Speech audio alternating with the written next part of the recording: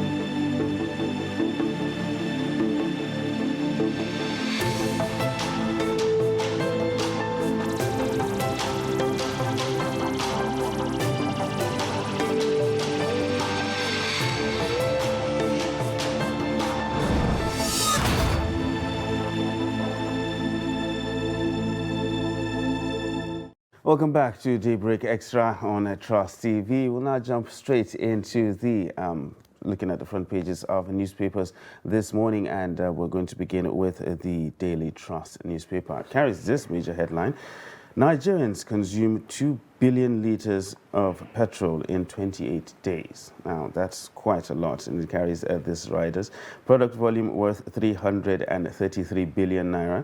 Lagos, Kano, Niger, top consumption, and doubt trail figures. Well, there's actually an infographic here showing how much we actually consume petrol, how much petrol we consume on an average, and well, the figures are quite staggering. Nigerians consume 2 billion naira worth of petrol in 28 days.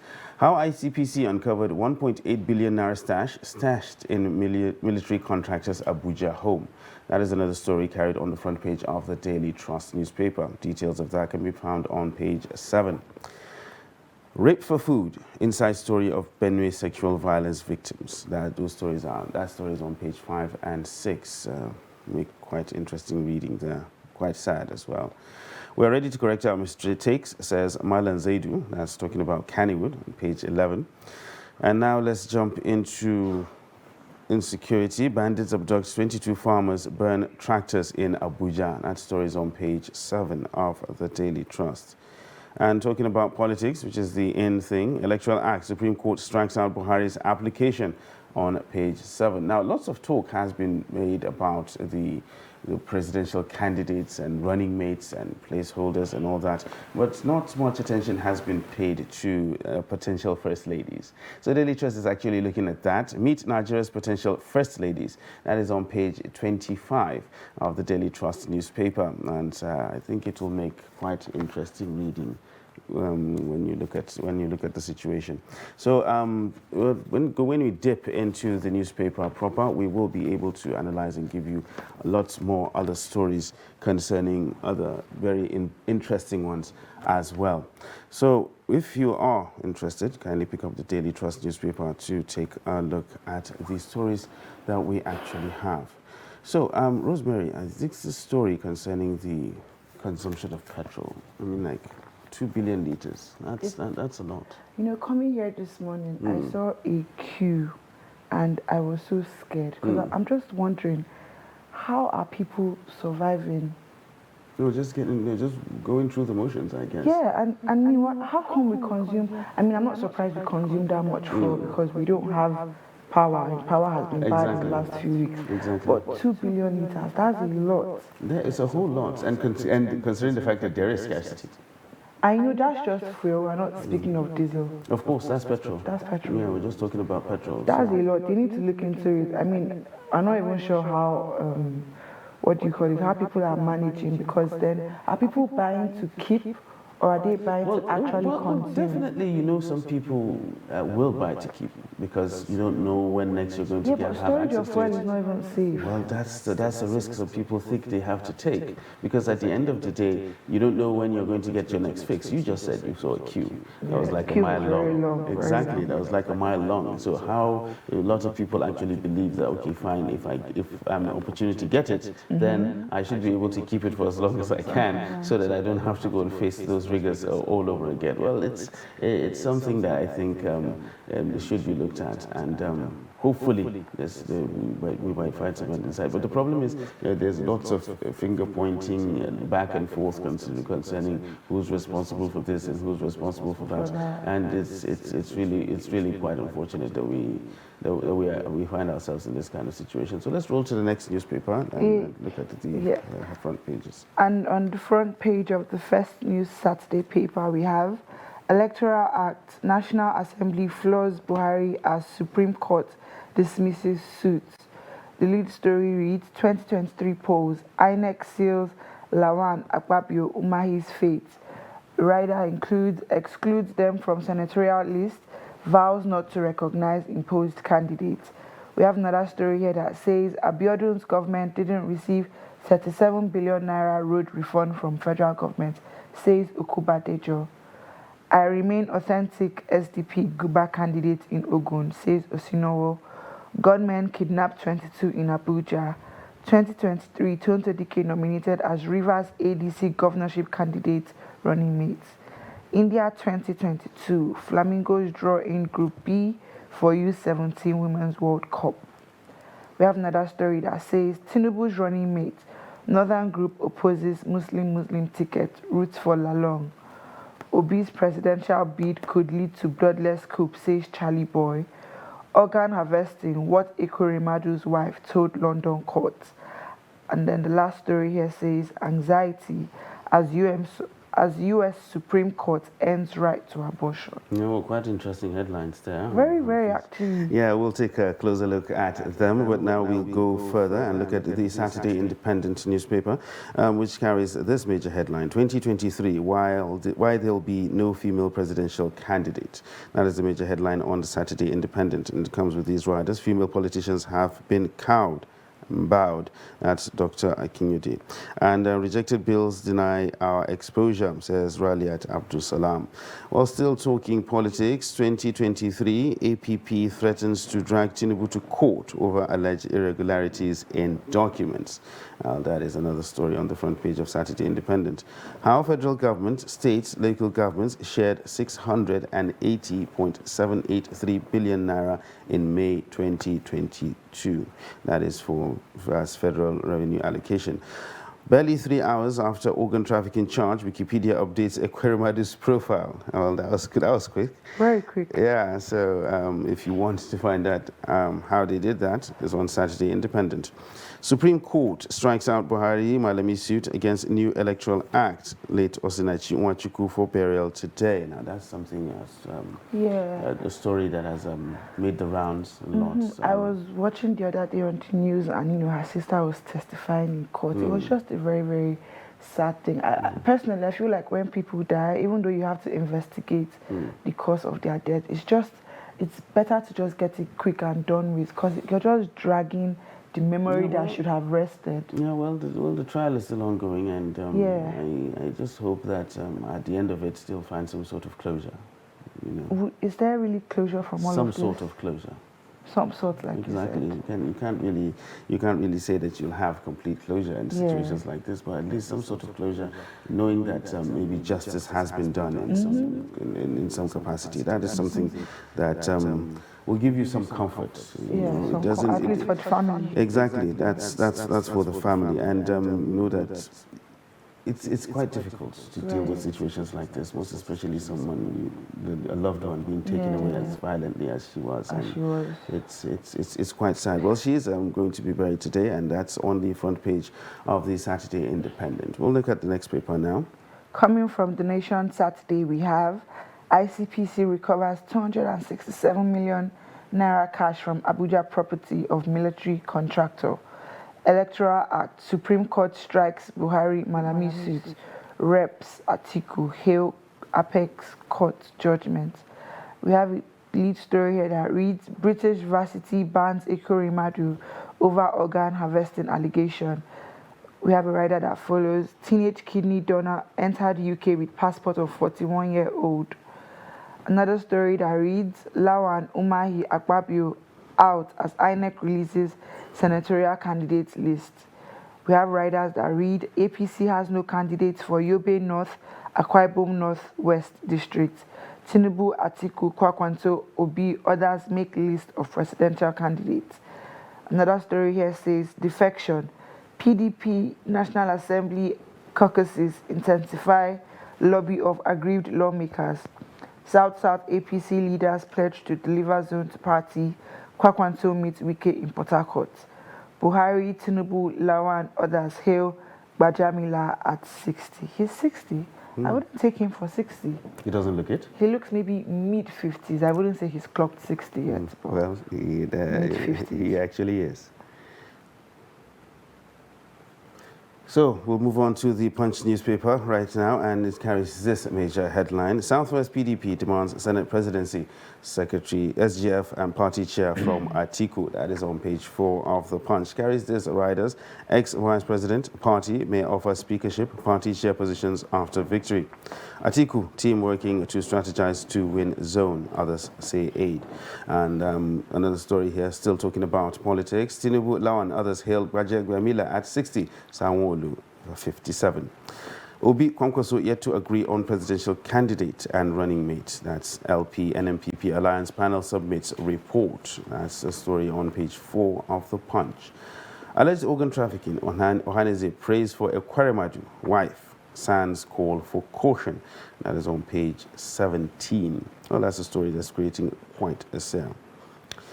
We're happy being aged, but sad be battling hunger, homelessness, disease, and loneliness. That is from senior citizens. That is a section of society that seems to have been neglected for a while.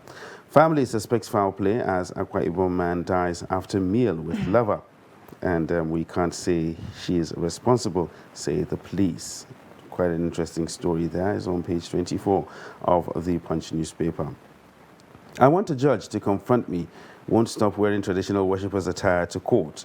A lawyer protesting against hijab judgment. Well, created quite a stir during the week to protest the hijab judgment by the Supreme Court. Lawyer decided to dress in rather bizarre fashion in a traditional worshippers' attire to court. And right now he's saying that he wants a judge to confront him. Bakers threaten strike over high cost of flour, sugar, others. That is also another story on the front page of the Punch newspaper. Well, these are the major headlines on the front page of the Punch newspaper this morning. And that story about the judge going traditionally dressed, I actually find it very interesting.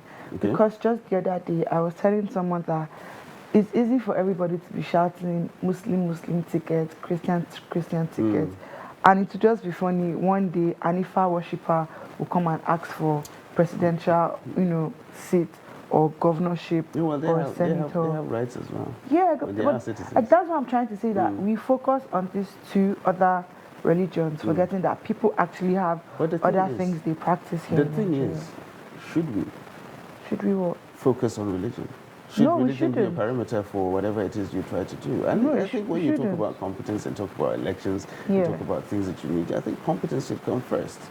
Whatever what you worship merits should really exactly. someone. You know, competence, what you have to offer, what you bring to the table.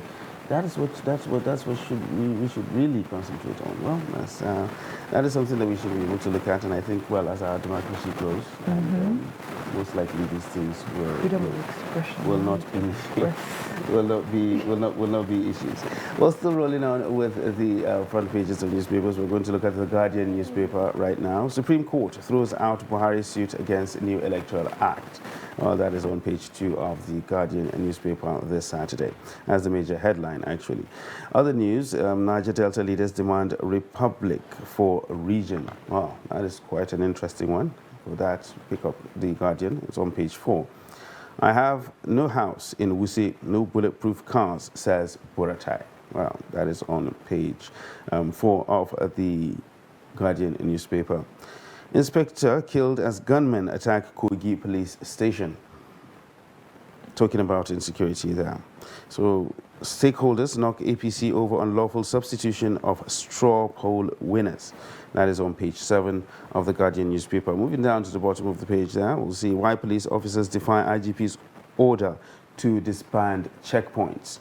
And that is another story on page 24 of the Guardian. Williams Uchemba, people call me a comedian. I prefer to be known as an actor. Wow, he doesn't want to be typecast, I think. But he's always been funny. I've known him to be a comedian. Well, I knew him as an actor first, so I understand. Well, what he's saying is you can be both. I think that's what he's saying. Yeah, but I actually think I'd prefer actor because comedians act, as far as I'm concerned. Exactly. So if you that's the thing. Call him an actor, it kind of carries everything he does. Exactly. Yeah. Well, that's another story to look at on the entertainment section. Ketchi Richard Seidu: women can do any job in the world, and excel at it. Well, that's quite an interesting take. What? That's quite an interesting take there. So, quite interesting. Very interesting. Well, you don't think we can do it everything? Did I say that? I'm just asking because I can sense a little bit of sarcasm under your voice. Really? Yes, I okay, do. well, that is not intended. I am a feminist. Are you? Self-confessed, of course. So you it's are well established. It's she for he or he for she. It's a well-established fact. I'm all for the women. I'm all for the women revolution. Yeah. Okay. So those are the headlines on the front page of the Guardian newspaper this Saturday morning. Coming from the Saturday Sun, we have Peter Obi unveiled how family background influences LP presidential candidate. 2023, Obi's chances bright, says Igbo leaders. Electoral Act, Supreme Court throws out Buhari Malami's suits. We have the lead story here that says gunmen on rampage in Abuja, Kogi, Benue. Riders read 13 family members, 9 others abducted in FCT community. Police station bombed, officer, 5 others killed in Kogi, Benue. You can find that on pages 29 and 30. Chioma Nwaho, Nollywood actress, says not all actresses are wayward. You can find that on page 15. Ekwere Madu, NIN, passport opens new twist. We have another story here that says confusion trails INEC's cleared NAS candidate. Rider says Lawan Akpabio Umahi's names missing on list of senatorial candidates. Okoti, Nigeria will break up if I don't succeed Buhari. We have a rider that reads, why Atiku, Tinubu, Peter Obi, others can't fix Nigeria. Those saying I'm seeking power through backdoor suffer from Jejune infertility. And that is all from the Saturday Sun. Well, the next newspaper we're going to be looking at is the Saturday Tribune, and the major headline is a refusal to use winners of primaries. APC has no candidate in 3 senatorial districts. That is the major headline on the front page of the Nigerian Tribune this Saturday morning. INEC explains why it rejected Lawan Akpabio Umahi. Terrorist bomb another police station in Kogi, kill officer. That is a story on page 6 of the Nigerian Tribune. Supreme Court crisis opens cans of worms in federal state judiciary. How states deceive NJC with rented cars, houses. Apex Court dismisses Buhari suit on Electoral Act. That is another story on page 5 and 6 of the Nigerian Tribune. Terrorism. Southwest states beef up security around churches, mosques. Police, Amotekun, put operatives on alert. That's towards the bottom of the page. At the top of the masthead, you find tomorrow is Operation Show Your PVC Date, as PFN tells Christians on page 8 of the Tribune. Gunmen killed 2 policemen, varsity lecturer, 2 others in Benue. That is quite unfortunate. The state of insecurity is something else that we need to look at. We just hope that things actually get better. Those are the stories on the front page of Saturday Tribune this morning, and with that we wrap up to look at the front pages of the major dailies this morning. Take a short break. When we return, we'll do a little bit of analysis of some of those headlines that we've just reeled out right here on Daybreak Extra. Do stay with us.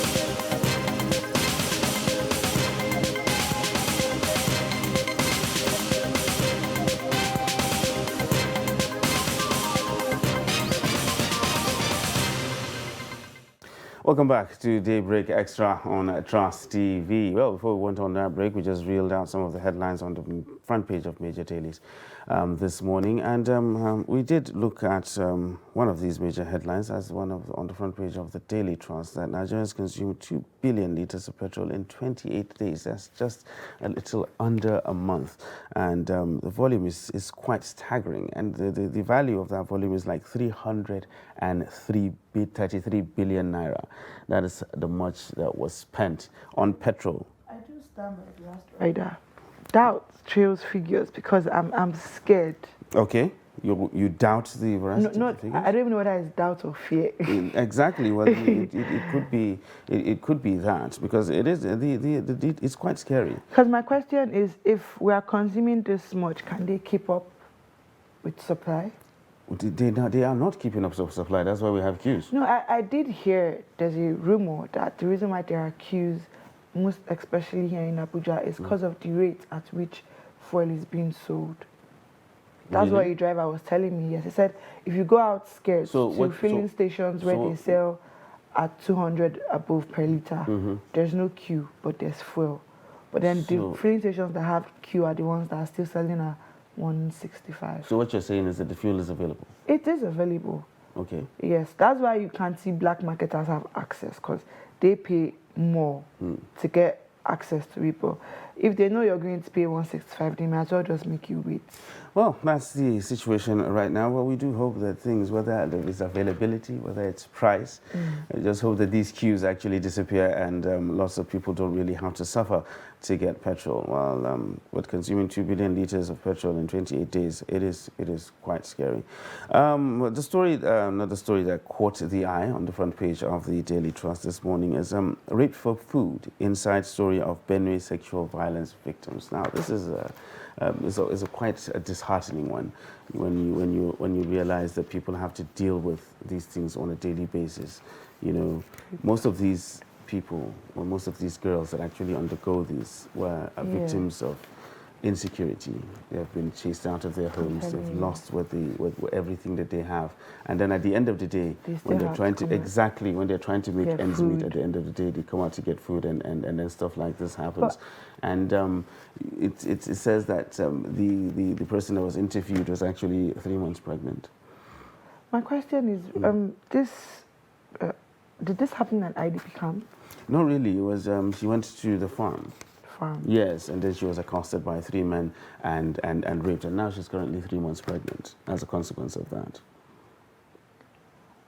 I'm so worried for her mental state. Well, that's something that a lot of people don't really consider. You know. You know, it's one thing when you're raped, you have to deal with the trauma of being raped. Now you are carrying a seed from from something you've not healed from. You know how it is for some women, every time they have to look at that child's face, it's going to be like a reminder of the trauma they went through. I don't think it's fair. Yeah, it is not. It's not. It's actually not. When that's the one that we've heard. That's the one that's reported, because a lot of these cases are not actually reported because of the stigma. I saw that they said they don't come to the stations because of the stigma attached to it. Number one, when you go there, people actually doubt what you say. In this day and age, should there be a stigma attached to sexual violence? There shouldn't be. There shouldn't be, but there is. Yeah, I find this topic very sensitive because I remember going for this police seminar, and it was a female police that spoke, and she's like, if you ever have an issue, come to the police, we will help you. And I had to stand up and say to her that you're saying this now because you are the woman here in front of other women. I would like your male colleague to come and speak, because it's the most common one is, as a woman, when you go to report that you've been raped in someone's house, the first thing they say is, how were you dressed, or what were you doing there? They make you feel like you are the cause or you're the reason for the attack. So that mindset has to die. In 2022, I don't even think it's something that we should still be speaking of. No, we're speaking about it. Because that's absolutely wrong. That's how it is. The stigma attached to sexual violence and sexually based violence is so overwhelming that people prefer to keep quiet after being sexually abused than to go and report it and probably find justice or anything. And the main thing is, one of the major issues, a lot of people actually, it's difficult to actually prove that this is what happened, and at the end of the day, it ends up being one person's word against the other, and that's how it is. Yeah, but I think it's not so. I wouldn't say it's difficult. I just feel like Nigeria right now, we're not in that space where we are ready to kick out that evidence, because if you look at the way it works in Western countries, when you get raped, the first thing they tell you is don't shower. We need what do you call it? DNA. Do you have a DNA database in that? That's what I'm saying. So that's the thing. There are so many processes that need to be fixed. Because we are talking about it. We don't even have a complete information database. Talk less of having that's what I'm saying. They are not ready to deal with violence, and I'm not just carrying it to sexual violence. I mean violence in particular. So most of these things most of these limitations that we actually have are the things that cause us to be in the situation that we're in right now. Because if you have a situation whereby you know when something like this happens, you report it, it gets investigated, Yes. and the people that actually perpetrated that get caught, and justice is actually delivered, it will give a lot of people more confidence to come forward to say, okay, this is what happened to me, this is the person that did it, and it can be investigated, and the perpetrators will be brought to justice. exactly, Yeah. and then it will serve as a deterrent to others, because if you do it, you can get caught. Then definitely you will not be able to perpetrate. You will not Looking perpetrate at something like that. Period of time it takes for them to prosecute a case in this country is so discouraging. You would not even want to report. Well, it just boils down to what we just talked about right now. It's very difficult for us because most of it we don't have the tools to do a lot of things, and that's why it takes such a long period, because you have to be listening to testimonies. This one says this one says that. It has to take a long time for you to read through all that. He said, she said, situations are never the easiest ones exactly, to deal with. And at the end of the day, most of these cases end up being that. Yes. He said, she said. And then it's somebody's word against his, and then you are unable to prove this. Push line. Exactly. And the truth.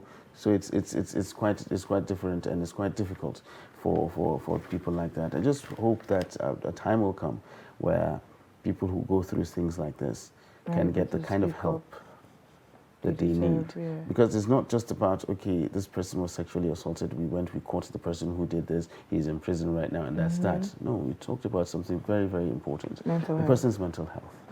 How does that person deal with that particular trauma? Yeah. You know, the PTSD attached to it.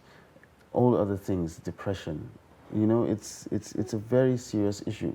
It's one act. You don't want to have people that are not mentally stable in society. They can't give their best. And the thing is, there are lots of things that can make you mentally unstable. Yes, and of course. Unfortunately, if you add that to the mix, then it becomes something else. Exactly. Danger. Then it becomes something else. Well, it's quite disheartening. We'll just hope that somewhere down the line, things like this will become a thing of the past. Yeah, something that actually caught my eye as well when looking at the front page of the Daily Trust is meet Nigeria's potential first ladies. Just like I said, the word potential. Yeah, a lot of emphasis has been placed on who's the presidential candidate, who's he going to pick as his running mate, who's going to go for this, who's going to go for that. We're not looking at the women. Exactly. And what they can do. And it's actually a very interesting one that we can have a take on who Nigeria's potential first ladies can be, looking at the current crop of presidential candidates that we actually have. Yeah. And well, right here we have a brief profile of some of the women that could actually be Nigeria's next first lady. Amina Titi Atiku, Oluremi Tinubu, Margaret Obi, and a host of others, Salamatu Musa Kwankwaso, and a host of others as well. And it's quite an interesting take, because in Nigeria, as in the Nigeria we live in now, the wife of the president carries some weight. Yes, she does. No, like I'm just saying, if you even look at it in the sense that if you're going to vote, like if I want to pick someone I want to vote for now, I'll try to look at his background, you know, and then he's married. Okay, let me see what his marriage is all about. Let me see what his wife is all about. If I see your wife is, you know, a go-getter, when you were in this position, she was able to do this, do that, I would now, okay, this is the team. I'm not just voting for one person now. I'm voting for a team. And I think it's actually beautiful that Daily Trust did this, because the women are rarely ever spoken of. It's always the men, president. Yeah, well, it's usually usually comes after the election. After the election, when she does become first lady, yeah, that's when she gets I'm saying, spoken about. I feel like if you're going to profile the presidential aspirants, you should profile their wives. You can even go as far as profiling their campaign managers, because that would enable you to see the kind of people they have around them, the kind of support they have around them, and what they can bring. Because at the end of the day, when you're president, it's not just you making decisions. You know, you're going to have your council of wise ones and people you'd like to speak to help you settle choices. And we do have first ladies who create quite a stir. I mean, like a few months back, we had a first lady, the state first lady that was involved in quite a fracas. Some slaps were involved, and all that. So I think it's high time that things like this get done, so that we can we will know what we're getting have into. An insight Yes, kind of as to the kind of people that we're actually bringing into. Maybe we might even have a potential First Ladies debate. Who knows? I think that would be interesting, but you know how women have let the debate not turn sideways at the end of the day. It could turn into something else. Yeah. And, well, it's actually quite an interesting one. So Daily Trust did a deep dive, and we actually looked at all those potential First Ladies that we could have. And it's quite an interesting one as well. A lot of interest has been generated because it's a political season, and it's all about politics. And sometimes some important things fall through the cracks. And it's quite interesting to see that we do have a situation whereby we look at one or two of these things as well. So these are the headlines that actually caught my eye on the Daily Trust newspaper. One that caught mine on the Saturday Independent is their lead story, 2023, why there would be no female presidential candidate. We did have one, an aspirant who, at the end of the day, came out to say it's not time for women. Okay. And that statement caused a stir, because here we are fighting for 35% affirmative action. We want more inclusion. We want to be able to do more. We're asking for, give us positions to show what we can do. And then you've been given that slate, and then you walk up there and you say it is not time for women. How do you expect the women who have been fighting to feel? Let me play the devil's advocate here. Now, a lot of discussions have centered around women participation in politics and whatnot. But one thing that has actually been constant throughout this is everybody tells you that when you go to polling units, the larger percentage of people that are there voting are women. Yes, very true. Women that go there, they queue, they vote, and whatnot. And you have a situation whereby you find potential women candidates, aspirants that come out and say, okay, fine, I want to do this. I want to run for this particular position, not minding which party the person stands on. Yes. You understand? Not minding which party. I want to run, I want to do this.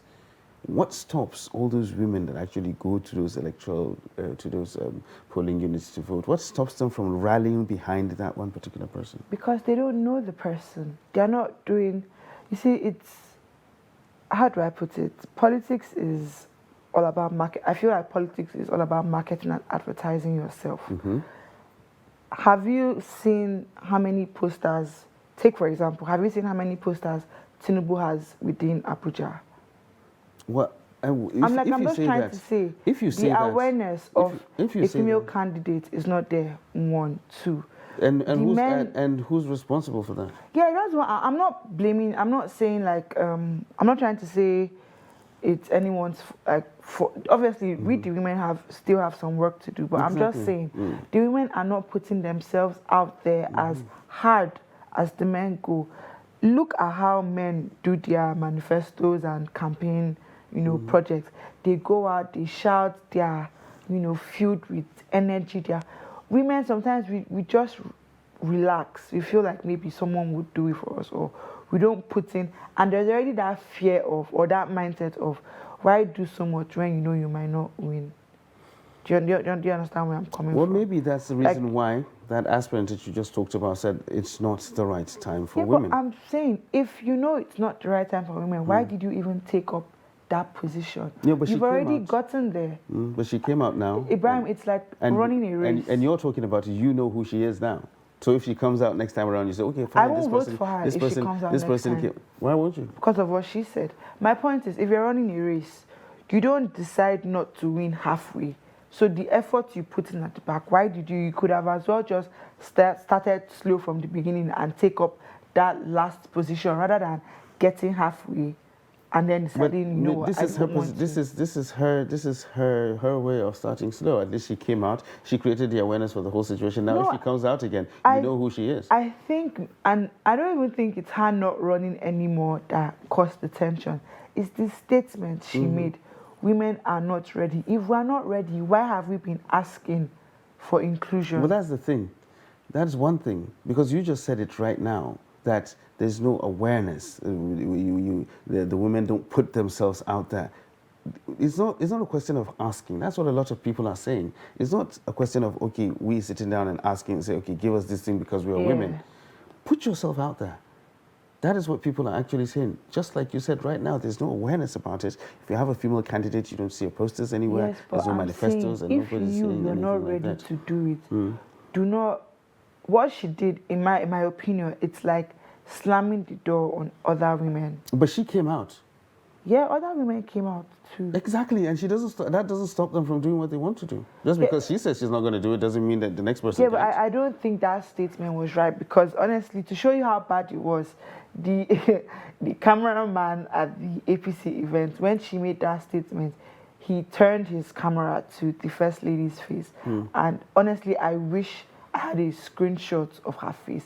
It was filled with, I don't want to say disgust, I don't want to say irritation, because those are strong words, but she was not pleased. Well, It's easier for you to say, I'm stepping down because I am not ready. That is your, decision. You are not ready. But don't say women are not ready. That is her opinion. She was expressing her opinion. You don't categorize. Say it for yourself. Say, I am not ready. I have, looked at things that I specify that but don't speak up for women when there are women who, if given the position or the chance, they will not do what she did. That's the point I'm trying to make. She tried it. She tried, didn't she? Yeah. She came. I'm not saying she did it. I'm not saying exactly. she And did what try. she said, was that it's her opinion that Yes. women are not ready. That's her opinion. If somebody else has a counter opinion, then you show them. You come out and you show her that you That's believe the thing. women are actually How ready. does she know women are not ready? Because she tried it. But she's just one woman. Exactly, and that was the opinion. That's how she She's formed not her. every woman. That's why she formed her opinion. That's what I'm saying, but that was wrong, because she's not every woman. If you have a counter opinion, then you come out and you share it. Oh, I already shared my opinion about Yeah, exactly, from your own perspective, and she gave her own. Because from you her need to own perspective understand as well. something. She's an aspirant. You're up there to inspire, your gender, your ethnicity, whatever it is. So when you now speak up on behalf of the people you represent, everyone else that wants to follow that line will equally just relax and be like, okay, they've said women are not ready. No. I don't subscribe to I'm that. telling you, I that's really do not subscribe to that. If I want to do something and I feel that I actually have the capabilities to do it because I know I'm the one, just because somebody else comes and says people are not ready to do this, obviously there are people then that means I really was not convinced that I could do it in the first place. Well, about that, people look up to people. That's the point where I'm coming from. But that is the thing. So if you have one woman who has been able At the to same time. secure a presidential ticket, I mean, like, don't, how do I put it?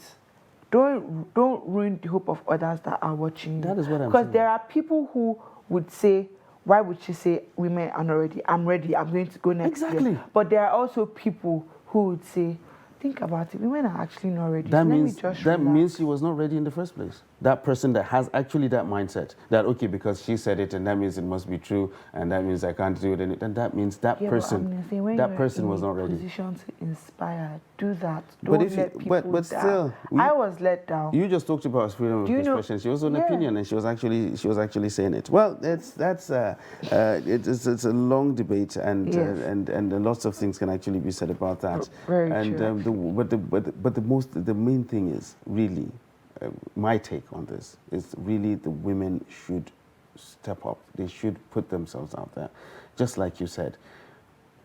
Women are out there. They should put themselves out there. Take for example, It's not a something. lady like It's not something Remi for you. It's Tinubu. not something for you to sit down and say, okay, fine. We want, if this bill has not been signed, then that means we cannot get it because they don't want to give it to us. You have to put yourself out there to actually make the effort to get this thing. And I hope that women will actually rally around fellow women as well. Yeah. Because when you go to these primary elections, there are women delegates. Yeah, they are. And then at the end of the day, you'll find a woman that actually stands for election on a primary election when you have women delegates, and then that person gets no vote or one vote. the women that are there do not support her. That so I think, one vote thing is always so. you understand? So I think a lot of work actually needs to be put into that. And, Very true. And we hope that someday. Well, after 2023, we have what 2027. Yeah. So we'll be ready by then. Yeah, let's hope the work we But put there's in, no hope. Don't worry. the work that we put in will We'll be actually bear fruit. Well, that's so much we can take on the analysis of some of the headlines from the major dailies this morning. Still Daybreak Extra on Trust TV. We'll take a short break, and when we return, the show continues. Do stay with us.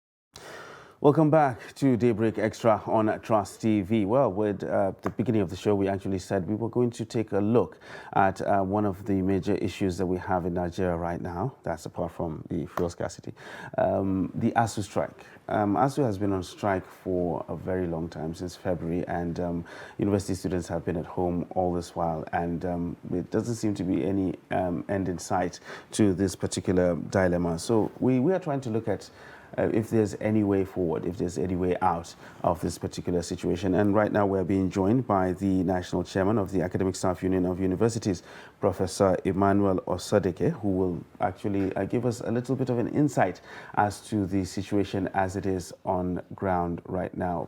Prof, good morning.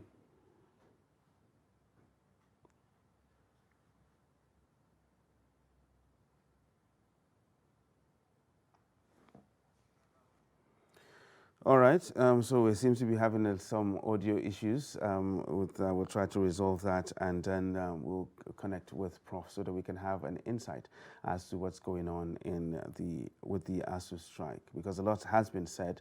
The Labour Ministry has been talking about it, Labour unions, and of course the students, because most people actually believe, and this is also something that I share, that the attention has been moved away from the people that actually matter. And we're talking about government, we're talking about ASU, we're talking about their demands, we're talking about what government is doing, but nobody's looking at the students. What the students are actually going through.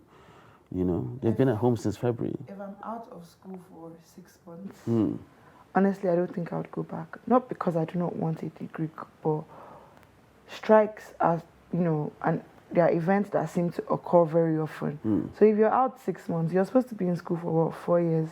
If you take out six months is half of the year for in school. So if you take out 6 months of your life that you're supposed to be in school, when you come back, where do you start from? How do you catch up? You are way behind schedule on everything. Do you even have that drive to want to go back?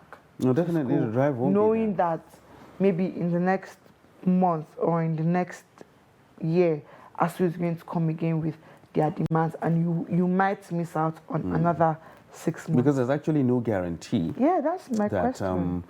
This is the last we're going to hear about. That's even if they call it out, call it off. Call it off. Because we've been having strikes for over a very and long over time. and over again. And some are short, some have lasted long, warning strikes, indefinite strikes, and at the end of the day, they get called off, we come back again, and then something happens and we go back on strike. I don't think it's fair to hear someone say, a course that was supposed to take me 4 years ended up taking me 8 or 9 because my school was on strike for a year or 6 months and I missed out.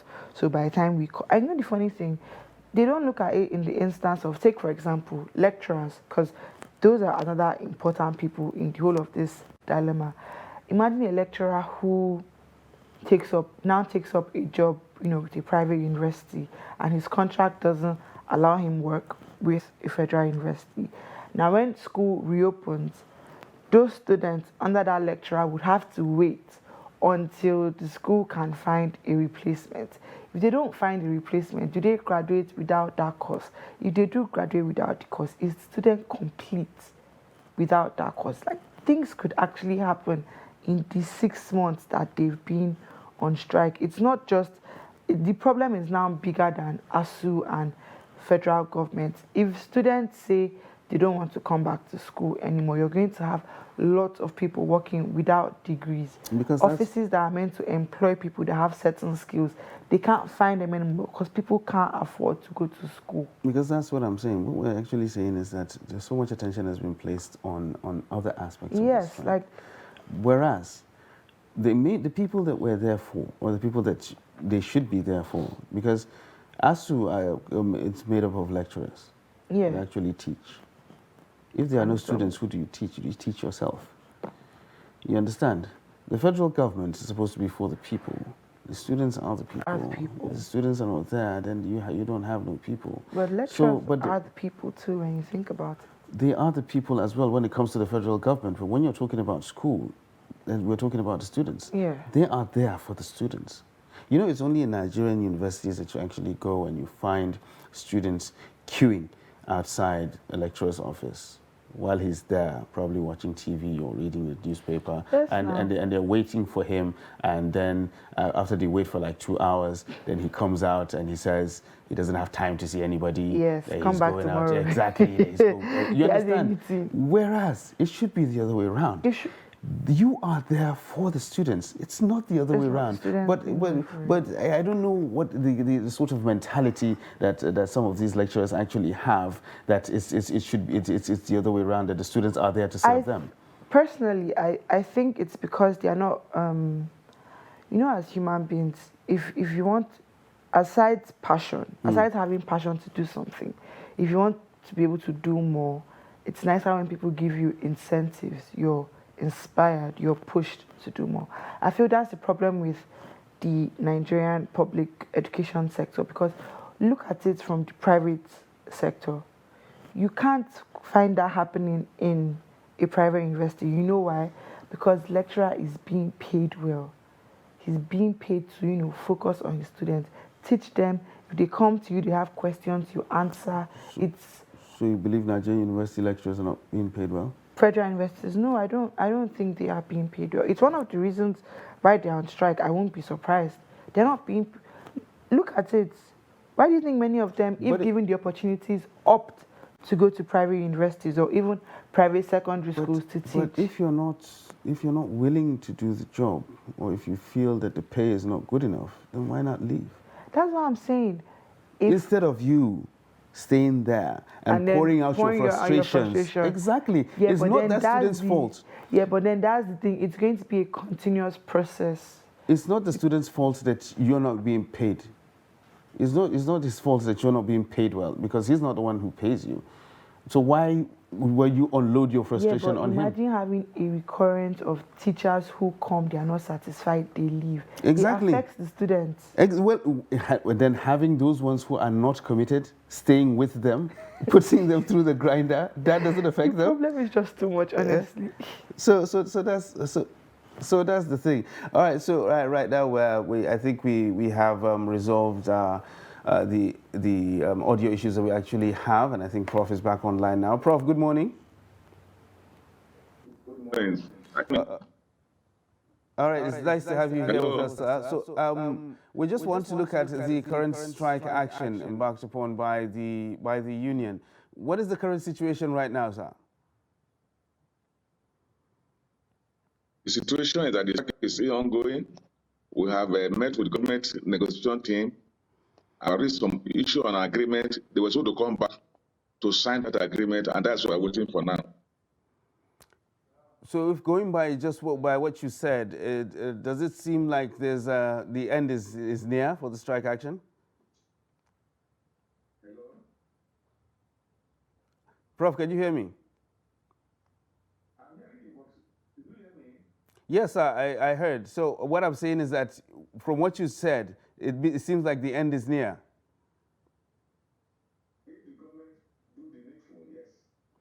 All right. All right, sir. So let's look at it. All right. So let's look at it from this particular perspective now. A lot of agreements have been signed before, and then at the end of the day, we still end up going on strike after a period of time. Is there any guarantee that that will not happen again? You see, an agreement is supposed to be implemented by both sides. If we sign an agreement and government willingly sign without, and then they don't implement, there will be a strike. So Nigerians should advise government that if they sign this agreement, they should implement it. But if in the course of implementing they have an issue, they should call us back for meeting. That is how to negotiate. That is how to implement the negotiated agreement. But they will not, as soon as this is over now, the strike is over, it happens again. And that's what happened. Okay, Prof, good morning. It's nice to have you here in the studio. I have a question I'd like to ask. Over the years, strike has been a form of, what I call it? Agitation to the government. But if this means is not working, why not try something else? Because not just everyone is being affected by the strike, from the students to the lecturers that are at home to the people who run small businesses on campus. So if we have ongoing strikes but they don't bring resolutions, why hasn't there been another means of agitation? I will also ask this Nigerian public so many times that you suggest to us what they believe is the other alternative. For ASU, strike is the last option. If you recall, since 2020, we have been appealing to government, meeting the president, meeting all the interest group, get the direct to intervene, and nothing happens. So if you have reached such a level, do we allow the university to go the way of primary and secondary school that have collapsed? Do you still have a public primary and secondary school today that anyone want to go to? So that is behind the struggle. So it's not just about the strike. Strike is the last option. All right, so a lot of issues, or a lot of people have issues or have the opinion that most of these strike actions are being driven by personal interests. Personal interest in the sense that you talk about arrears being owed, allowances, freedom to use the payment system that you actually want, and the focus is not being made on students or the university system in general. Is that how close to the truth is that? Very myopic, absolutely myopic. When you look at the issue we are talking today, is it just about that? We're talking revitalization fund. Are we about the issue of appropriate funding on university? 2, are we not talking about how the system the university should run? Let me give you an example. Go around all our universities. Would you see any foreign student in our university? Will you see any foreign lecturer in our universities? If they are not, how come I was going outside the country, go to Ghana, Cameroon, and what have you for program? So that is it. So anybody going in that direction is very myopic. This issue, even if a lecturer is properly paid, it's also part of what we have fed the student. So it's not correct at all, and it's a myopic way of looking at the issue. Let me explain to you. In spite of all the strike Nigeria keep on talking about, as I speak to you, so you have more private universities than public universities. But as I speak to you, so 95% of Nigerian students are still in the public university because of our struggle. Only 5% are in those private universities that people keep on saying they don't go on strike. They don't do this. If they don't go, let the student go there. So that is it. It's because of our fight. When you go around university, you see TED Fund. It's our product. You see the assessment building. They are our product. So it's not correct. All right, sir. So, is there any meeting that has been scheduled between us and the federal government now to be able to sign that agreement we just talked about? Yes, it's not for them to reach out to us. All right, so how soon do we expect? That depends on the federal government. If they reach us today and resolve all the issues, we call out the strike the next day. Cannot determine it because it's in their hand. This question should actually go to the federal government. Prof, I'd like to ask, I know funding often comes up as one of the problems that ASU faces. Have the universities tried to look at alternative means of funding? Because at the end of the day, depending on government has not proven, to be successful. So what other alternative funding means have the universities looked into? Such as, let me explain to you. All over the world, government money to universities. When you go to Germany, government fund their university 100%. Even Britain, government put a large budget in education. In Ghana, they give between 16 and 20% of their budget to education. In South Africa, the same thing, 16 to 20. In the Western region, in those days, you had said of Bakuna Awolowo, they gave 30% to education. And you saw the effect. Today, Nigeria have the lowest budget to education in the world. 5.4% is the lowest, against 25% recommended by UNESCO. So that is the problem. So it's not about the government, it's the willingness not to fund education. And you know why? Because here, the medical center will have to send their children, when they have headache, they run out of the country. So that is the problem. It's not about it's about the way to fund education. It's about the idea to ensure that the children of the poor will have very low quality education while their children are having good education outside the country. It's not about this thing. And let me also tell you, universities are already doing much. The capital project by federal government to any university is less than 100 million in a year. Capital project budget. The running cost, recurrent cost is less than $1 million for each university. So it is those vice chancellors that are raising money to do other things. Today, when you go to a typical, they spend about 1.30 billion naira every year on the city. That money is sourced by the universities, not by federal government. So they already do. But the government should do their own by giving 20% to education or budget to education, and this will are resolved. All right, Prof. So finally now, before we let you go, do you have any message there for Nigerian students out there who are currently at home? My message to they are fighting for the future of Nigeria. They are fighting for the future of next generation. If the universities start working today, when the generation comes in, they will not have the problem they are having. So they are in a struggle. They are with us in a struggle to revamp, to change our Nigerian university system, so that in future we start have foreign students in Nigerian university. You start having the children of ministers in classroom with children of a messenger, having the children of a God in the same hostel as the children of a messenger. That is what they are fighting. Not be this. They should not feel bad. They are fighting for the future of Nigeria. And fighting together, we must win this to ensure that our children who are in public, the poor man's children, those who earn 30,000 naira per month, that their children attend good universities like those present political office holders who attended in the 60s and 70s. We had good leaders that believe in education. They all attended public university. So why are they sending their children abroad? Because they have killed it. But we're struggling with these children. With these students, we will recover this thing, recover our universities, and we can have university in the world. All right, Prof. Thank you very much for taking time to speak with us this morning. And I hope the next time we speak, we will be celebrating the end of the strike action and, of course, getting the results that we need. Thank you very much. All right, so we have been talking to Professor Emmanuel Osemota, the national chairman of ASU, and he has given us some insights as to where the strike action actually stands right now, the deadlock between them and the government, and he assures us that an agreement will be reached quite soon. Well, we do hope that that is the case. It is still Daybreak Extra on Trust TV. We'll take a short break, and when we return, the show continues. Do stay with us. To every politician, as the campaigns gain momentum and passions begin to rise, remember, the errors of your opponents do not make you a success. Do not run down your opponent and inflame passions to violence between and among your supporters.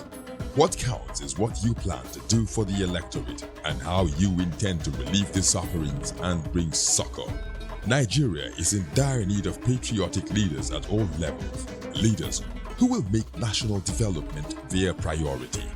Concentrate on telling the electorate what you intend to do when you get into office. Focus on making your vision clear to the electorate. Don't engage in verbal abuses, fake news, or speeches. Keep dealing with issues that will bring progress. You win the hearts and minds of the people by being above board, by being civil, patriotic, and showing empathy. Let's join hands to make the 2023 elections peaceful. A message from the National Orientation Agency.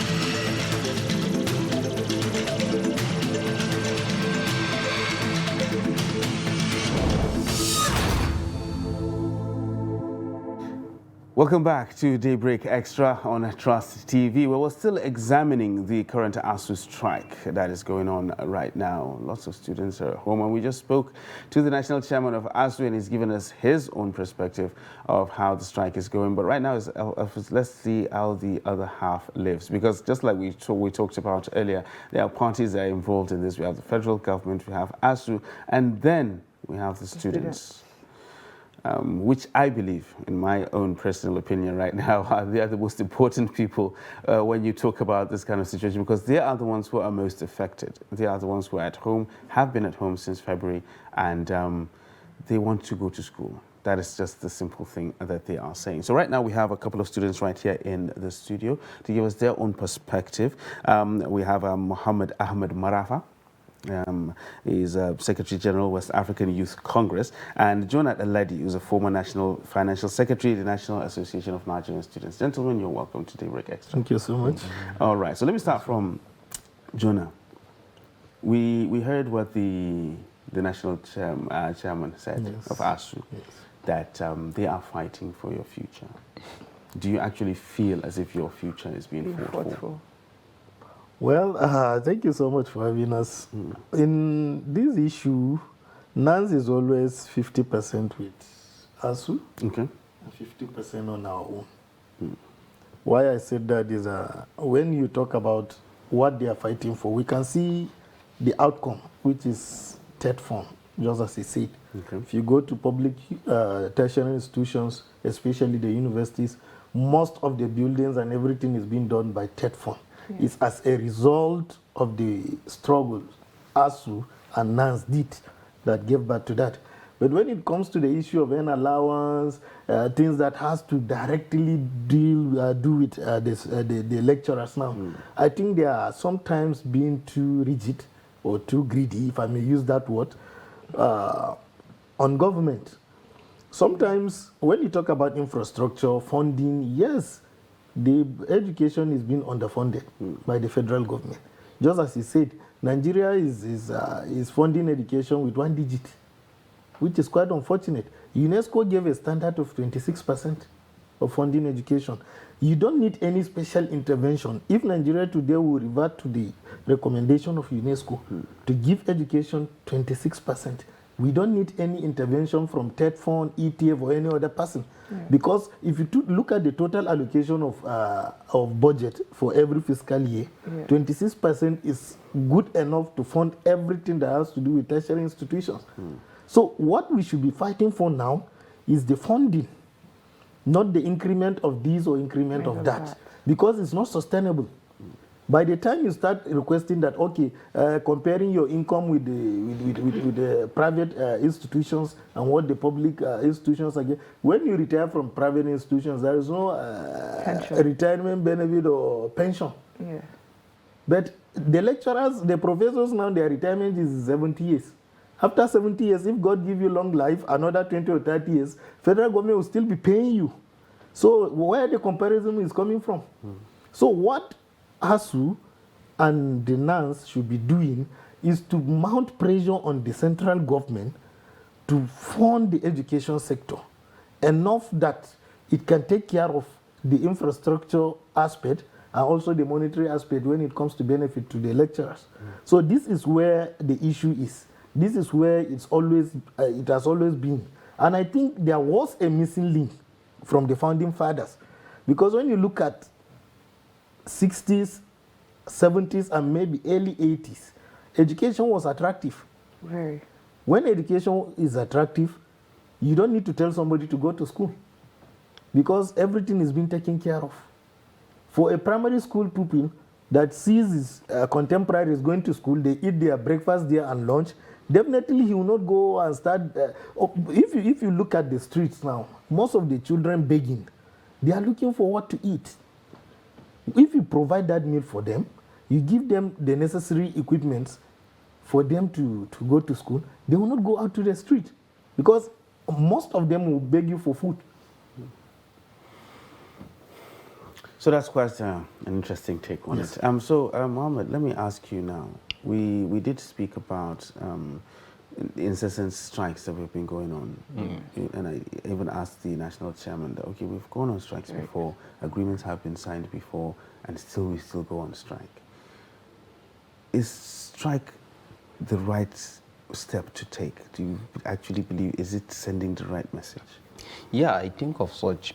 And let me tell you this, the lecturers have no any solution than to go to strike, while the students have no any solution than to protest.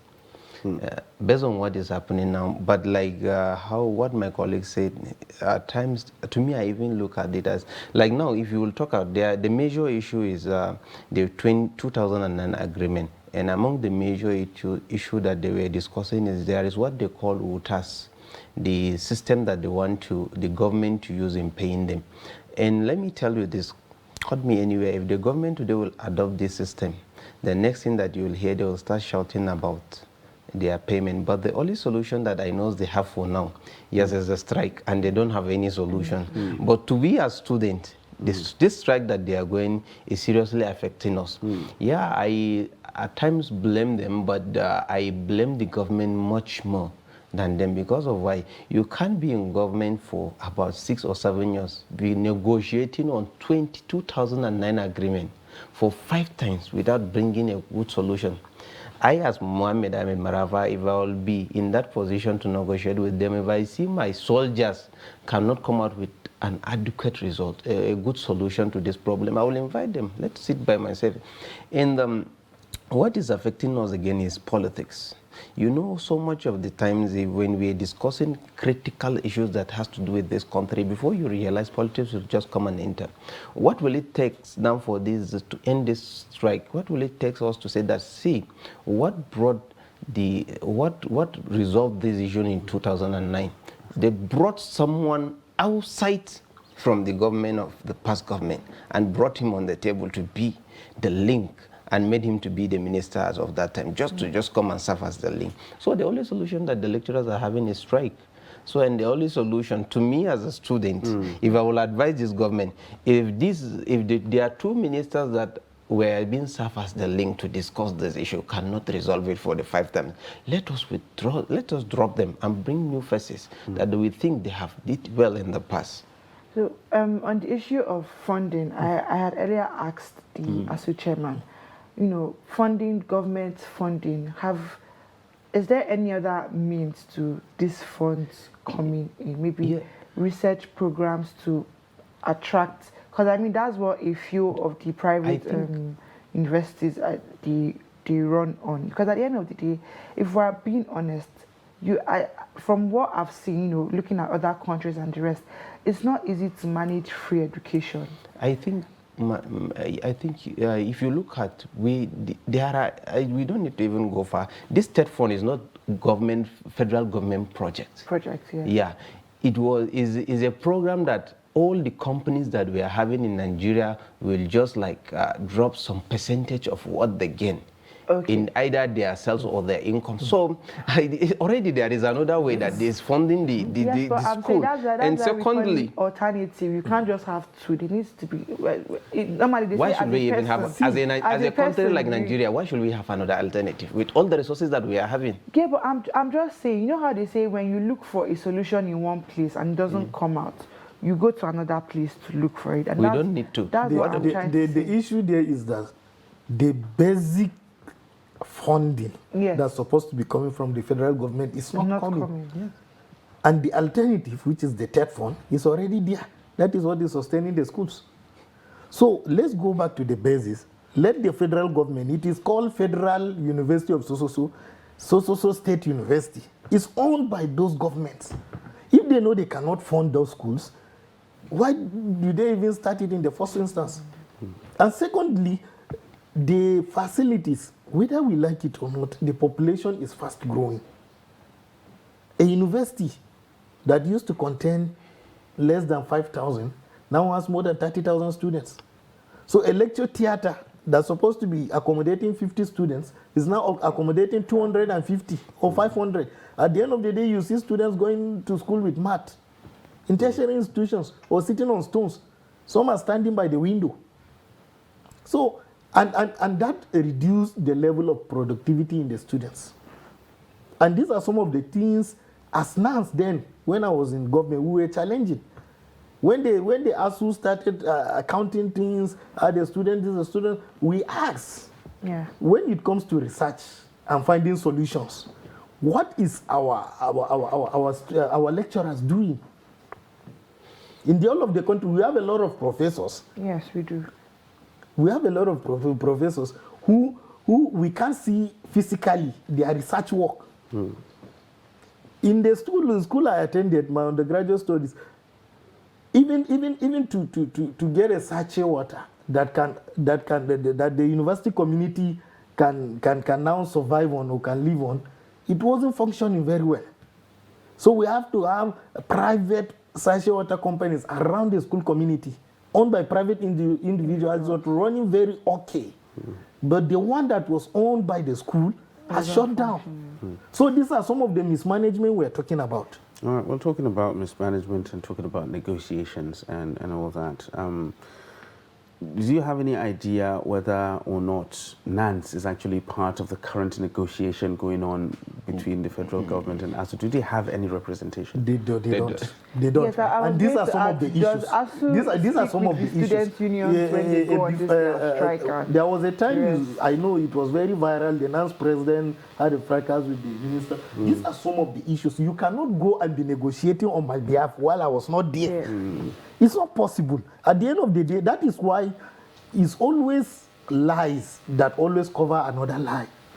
Because we are talking about 2009 agreement. This is 2022. It's not being implemented.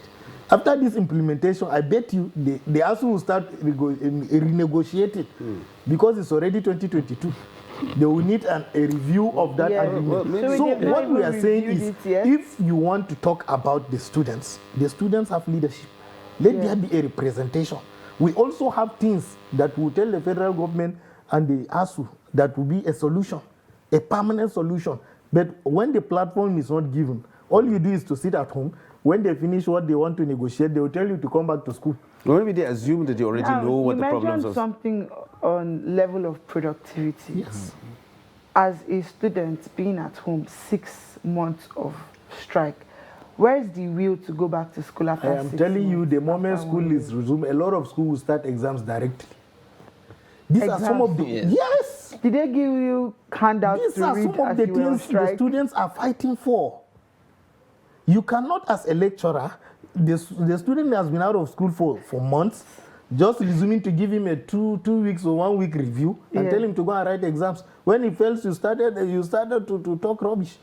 These are some of the things that the students are not comfortable with. But the thing is, you have student unions, don't you? Let me tell you, I forget about student union. I was once a vice president of student union. Acting president. Let me tell you let this. let us not forget about it. I want to explain to you how it works. I don't want to forget about it Because I want to explain to you how it works so that you won't waste your time on asking questions on this. Let me tell you this one thing about student union. If you're a student leader, you're just risking your life. Forget about what you will get, the opportunity, the links, the connections. Right. You are just risking your life. Let's assume now this school, these lecturers are not going to class. You cannot confront them. Yes. If you confront them, you are risking your life in 2 ways. You will either not graduate, One.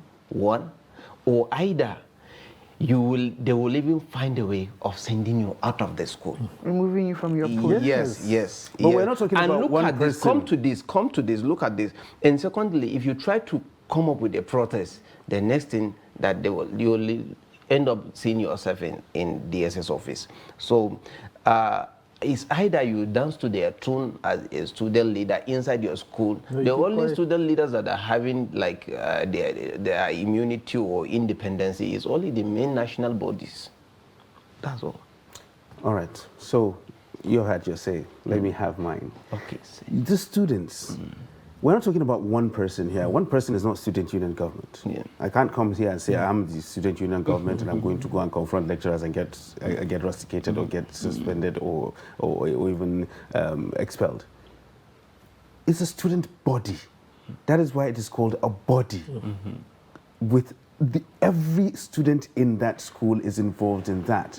Are you saying that there's absolutely no way that students can be mobilized within a particular school? One school cannot be mobilized for them to be able to hold the school authority accountable? There's absolutely no way that can happen. It's not the school already it's not the advised school you. management that is the main issue here. It's the federal government No, but and the national body. we're talking about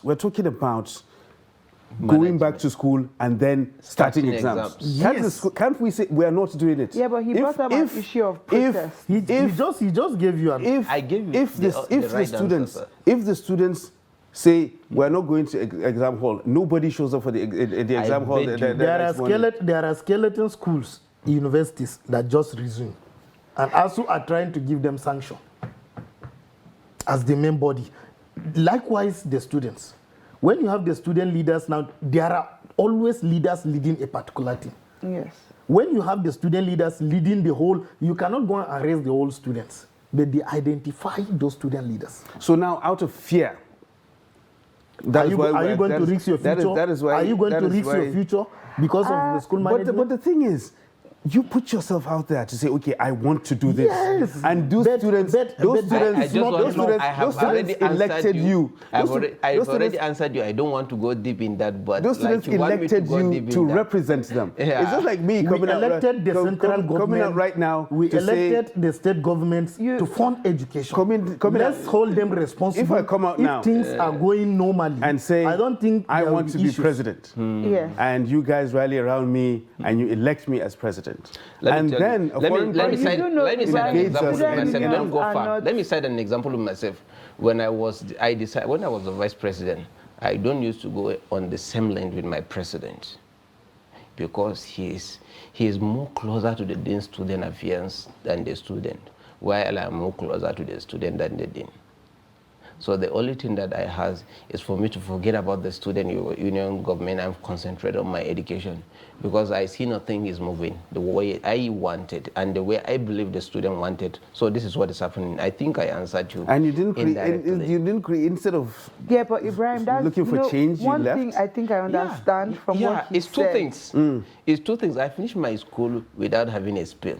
It's either for me to agree on and do that without concentrating on what will lead me to even leave the school entirely, than either concentrating on a fight that will make me to leave the school. Mr. Ibrahim, So the main issue there is we as citizens of this country, there are manifestos rolled out by several contestants, and the one with the majority is declared the president or the governor. So what we expect from them is to protect our life and property, is to fund education That's all. and give us security. That's all. That is what we are agitating for.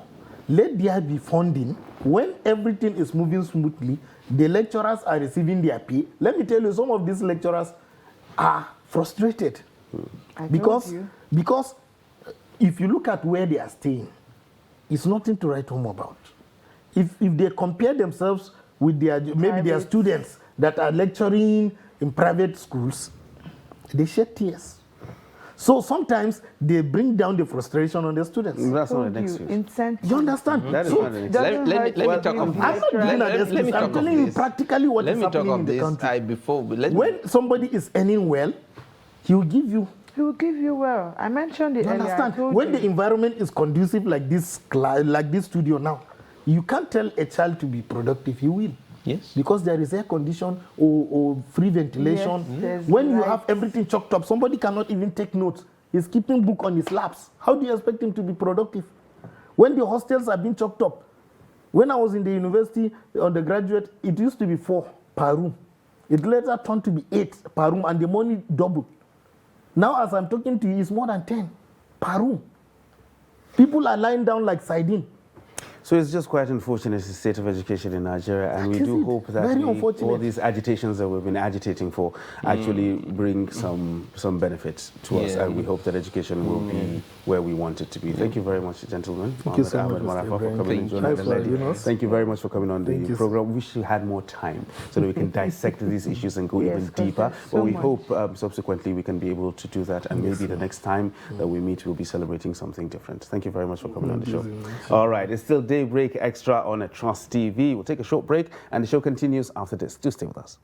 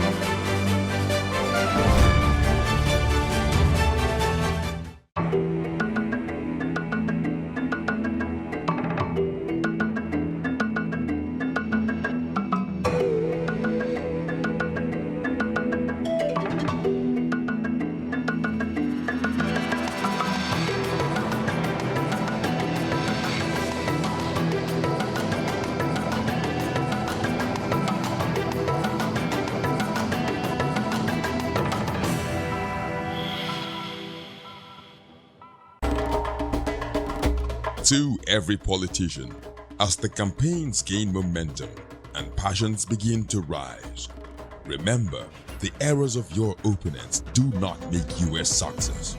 Do not run down your opponent and inflame passions to violence between and among your supporters. What counts is what you plan to do for the electorate and how you intend to relieve their sufferings and bring succor. Nigeria is in dire need of patriotic leaders at all levels. Leaders who will make national development their priority. Concentrate on telling the electorate what you intend to do when you get into office. Focus on making your vision clear to the electorate. Don't engage in verbal abuses, fake news, or speeches. Keep dealing with issues that will bring progress. You win the hearts and minds of the people by being above board, by being civil, patriotic, and showing empathy. Let's join hands to make the 2023 elections peaceful. A message from the National Orientation Agency.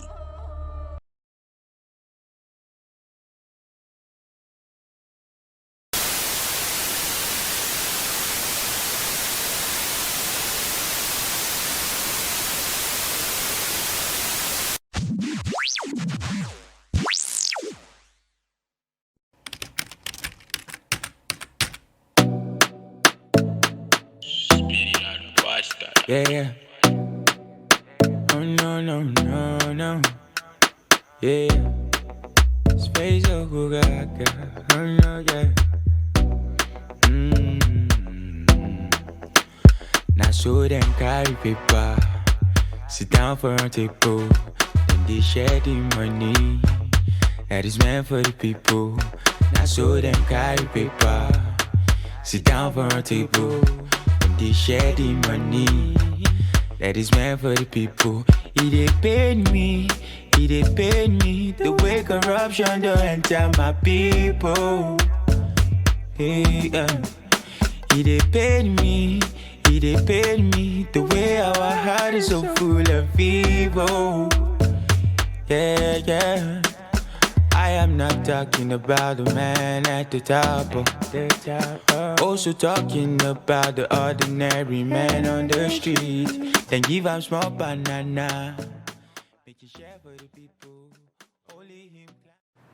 Welcome back to Daybreak Extra. Moving on to our entertainment section, we have in the house with us an R&B and Afrobeat artist named by Faisal.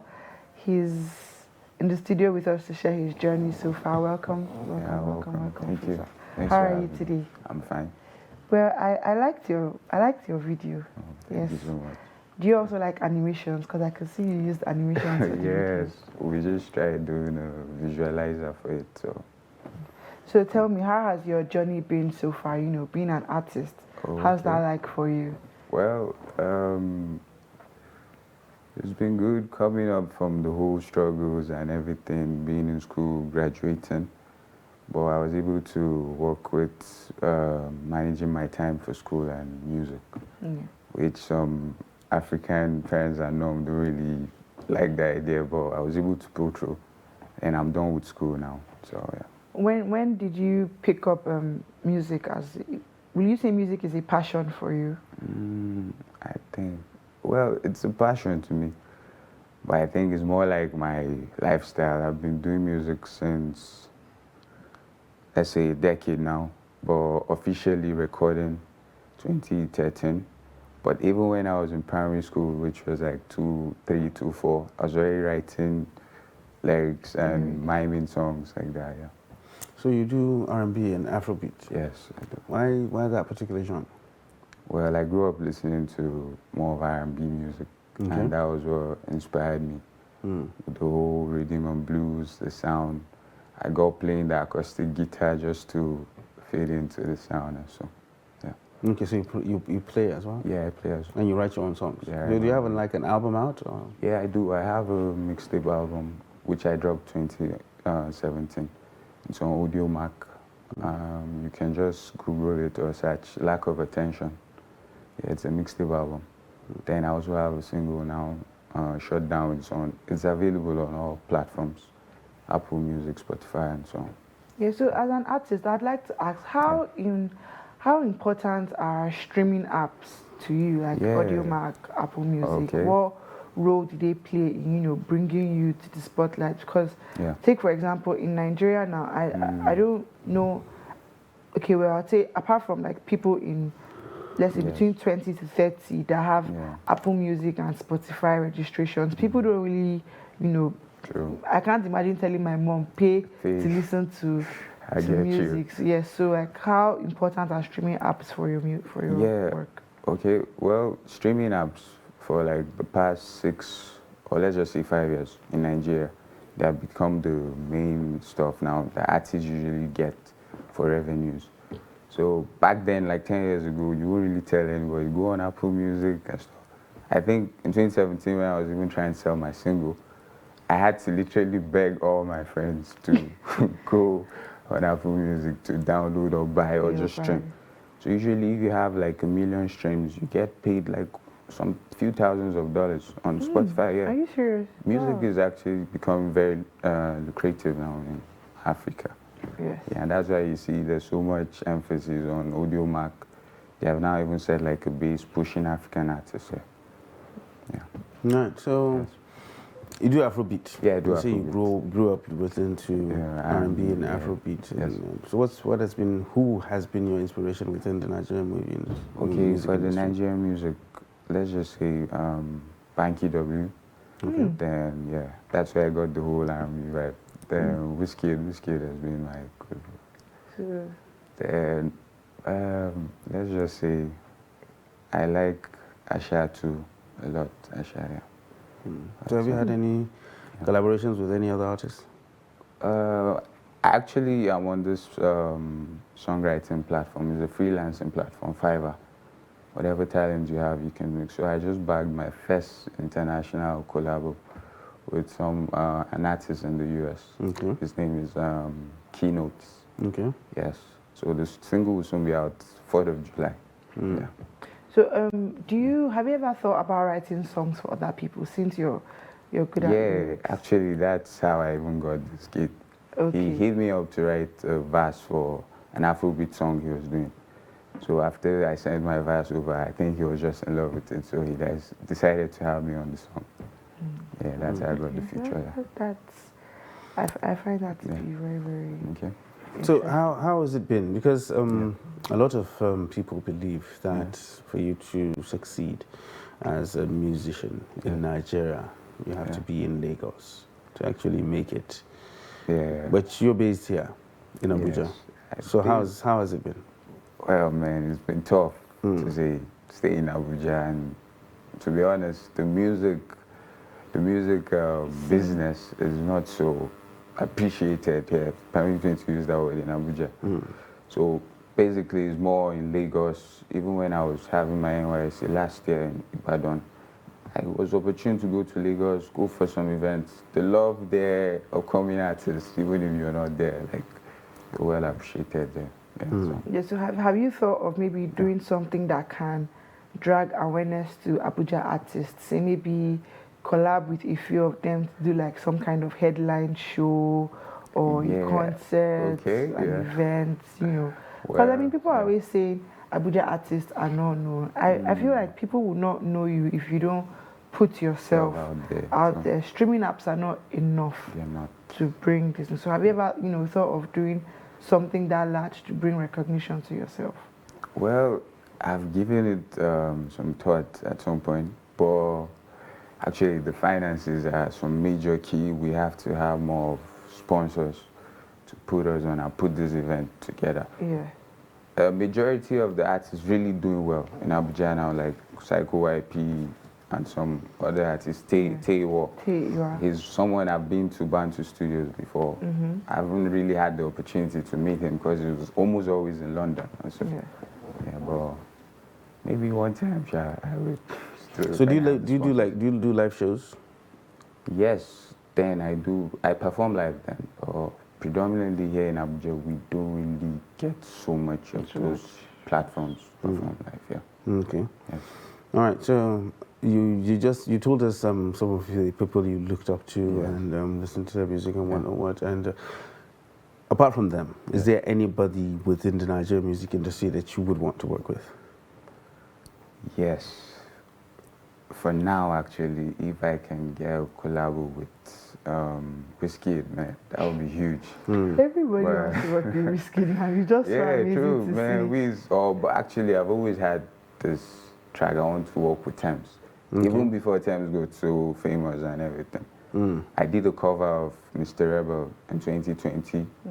It's on Audiomack, so you can check it out. So I've been trying to hit them up. I've still not had an access, no replies.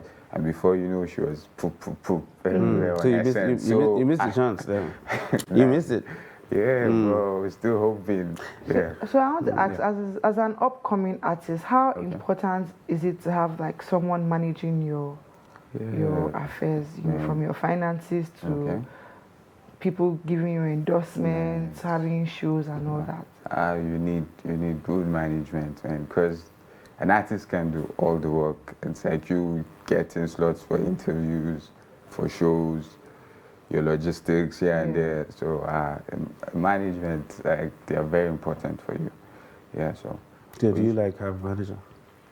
For now, I don't really have a manager. I just have more of people who connect You work me. with, I work with. So more like affiliates actually, but not really having a full-time manager. So.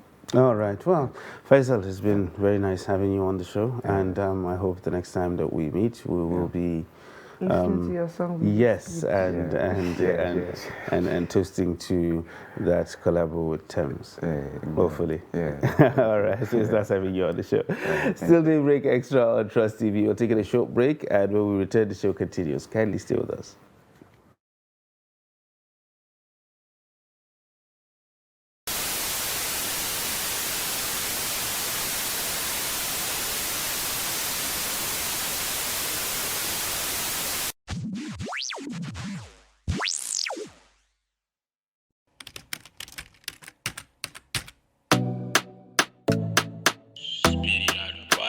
Yeah, yeah.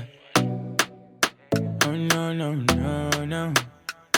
Yeah, yeah. Space oh gaga. Oh no, yeah.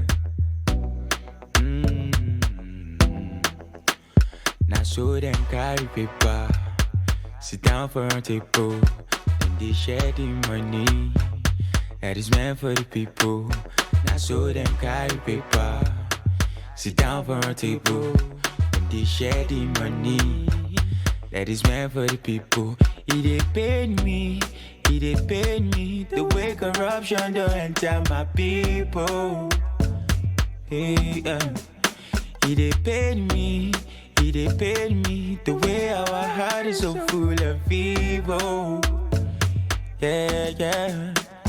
I am not talking about the man at the top. Also talking about the ordinary man on the street. Then give him small banana, make it share for the people. Only him climb a tree. He chop everything. He can't be pointing fingers to the man at the top. You chop alone, you go die alone. Yeah.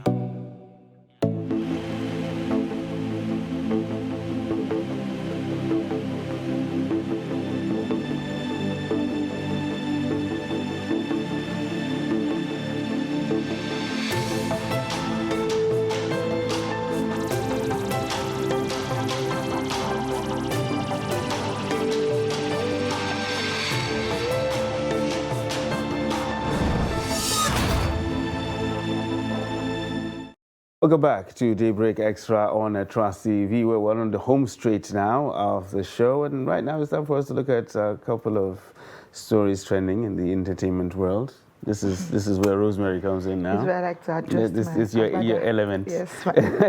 You're in your element now. Yes. So what's going on entertainment-wise? I'll try to keep it short. First thing first, what we have trending everywhere is Tonto Dikki. She has been nominated for deputy governorship in Rivers State under the African Democratic Party. Okay. I'm not surprised because I know she's also the ambassador for NAPTIP. But my concern is, I feel like in Nigeria we're so, we're quick to pick people to run for positions without necessarily looking at, their already perceived image. There's been a lot of drama around Tonto in the last year concerning her affiliation with what's his name, Popo Giri.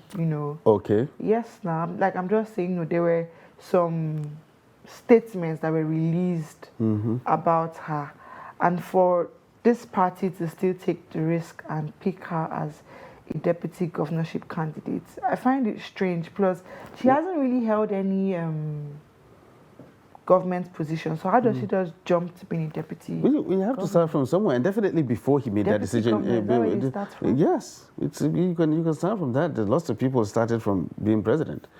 You haven't held anything before. Yes, Trump, before he became president, he wasn't governor of anybody. He hasn't stood for any Yeah, but elected position or I anything like think that. it's He just went necessary that straight and people- became president. Yeah, but I don't think it's. I'm not saying people can't do it, but what I'm saying is I don't think it's right. Why? Why isn't It's it? a risk Why isn't it? because you've never been there before. So that means you can't do it? I'm not saying you can't do it. You're now going to try to do it. That's my point.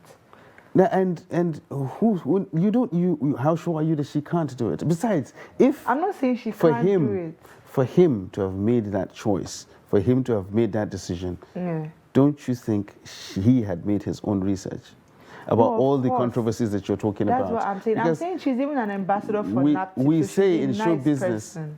we say Yeah. in show business, there's no Bad publicity. Bad publicity. Every Yes. publicity is good.